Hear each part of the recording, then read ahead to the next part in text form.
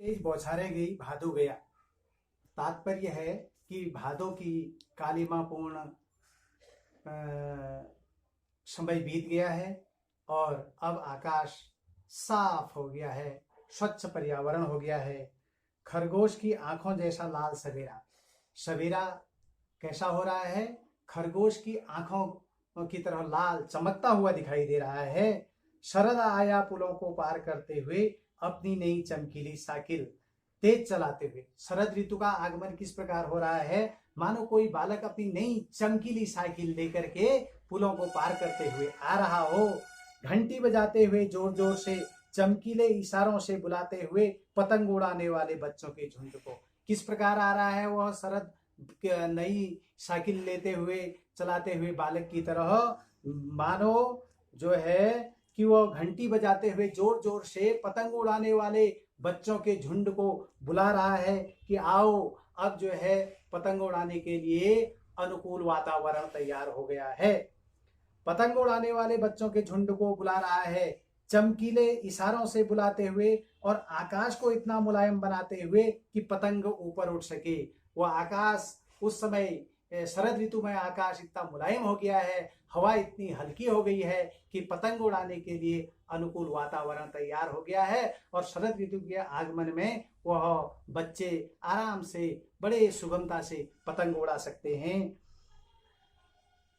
दुनिया की सबसे हल्की और रंगीन चीज उड़ सके, दुनिया की सबसे पतला कागज उड़ सके, बांस की सबसे पतली कमानी उड़ सके, कि शुरू हो सके सीटियों, किलकारियों और तितलियों की इतनी नाजुक दुनिया।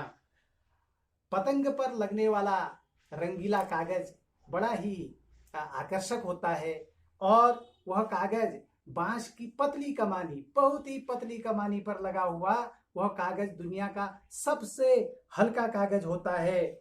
और बांस की पतली कमानी भी जो है बहुत ही, बांस की बहुत बारीक लकड़ी होती है जिसको कि आसानी से जो हवा में उड़ सके। और जब वह पतंग आकाश में उड़ती है, बच्चों के झुंड पतंग को उड़ाते हैं तो उनके अंदर एक उमंग और एक उत्साह आता है और वो प्रसन्नता से किलकारियां करते हैं, सीटियां बजाते हैं और तितलियों की तरह जो है उनकी पतंगा आकाश में उड़ती है। बड़ी नाजुक जो है उनकी बच्चों की दुनिया होती है। दूसरे पद में देखिए, जन्म से ही वे अपने साथ लाते हैं कपास, पृथ्वी घूमती आती है उनके बेचैन पैरों के पास, जब वे दौड़ते हैं बेसुध।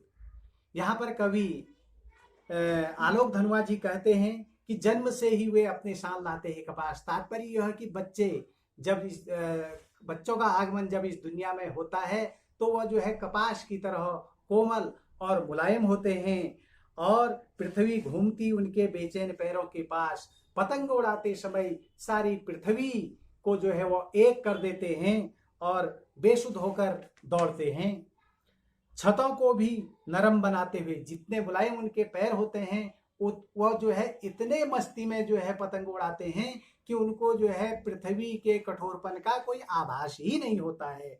दिशाओं को मृदंग की तरह बजाते हुए जब वे पैंक भरते हुए चले आते हैं। जब पतंग उड़ाते समय बच्चे दौड़ते हैं तो धम धम की आवाज ऐसे लगती है मानो मृदंग बज रहा हो। और जब वे पैंक भरते हुए चले आते हैं, अर्थात मानो जो है जिस प्रकार झूले में झूलते हुए, पैंक भरते हुए का मतलब है जैसे वह झूले में झूल रहे हों। डाल की तरह लचीले बेग से अक्सर छतों के खतरनाक किनारों तक उस समय गिरने से बचाता है उन्हें सिर्फ उनके ही रोमांचित शरीर का संगीत। बच्चे जब पतंग उड़ाते हैं तो वो दौड़ते दौड़ते उनका शरीर जो है बड़ा लचीला होता है। बच्चे छोटे होते हैं, कोमल शरीर होता है, लचीला शरीर, मानो जो है पेड़ की डाल की तरह वह जो है पूरे शरीर को इधर उधर पतंग उड़ाते समय घुमाते हैं। तो उस समय जो है जब वो पतंग उड़ाते उड़ाते छतों के किनारे, खतरनाक किनारों तक पहुंच जाते हैं तो उस समय जो है उनके शरीर का, रोमांचित शरीर का संगीत ही उनको जो है उस समय बचाता है और पतंग की धड़कती ऊंचाई उन्हें थाम लेती है महज एक धागे के सहारे। पतंग पर लगी हुई पतली सी डोरी ही उनके सारे शरीर को नियंत्रित कर देती है और जो है वो खतरों से बच जाते हैं। पतंग के साथ साथ वे भी उड़ रहे हैं अपने रंध्रों के सहारे, अपने जो पतंग उड़ाने वाली जो डोरी है उसके सहारे सहारे जिधर को पतंग जा रही है उसी दिशा को बच्चे भी इधर उधर को दौड़ रहे हैं। अगर वे कभी गिरते हैं छतों के खतरनाक किनारों से और बच जाते हैं तब तो और भी निडर होकर सुनहरे सूरज के सामने आते हैं। कहने का मतलब यह है कि पतंग उड़ाते उड़ाते बच्चे खतरनाक किनारों तक जब छतों के पहुंच जाते हैं और अगर जो है कोई गिर जाता है तो उसके बाद अगर जो है वो सही कुशल पूर्वक रहता है, ठीक रहता है, तो उस वह और निडर होता है और फिर जो है पुनः पतंग उड़ाने में दुगने उत्साह से वह कार्य करता है। और पृथ्वी और भी तेज घूमती हुई आती है उनके बेचैन पैरों के पास।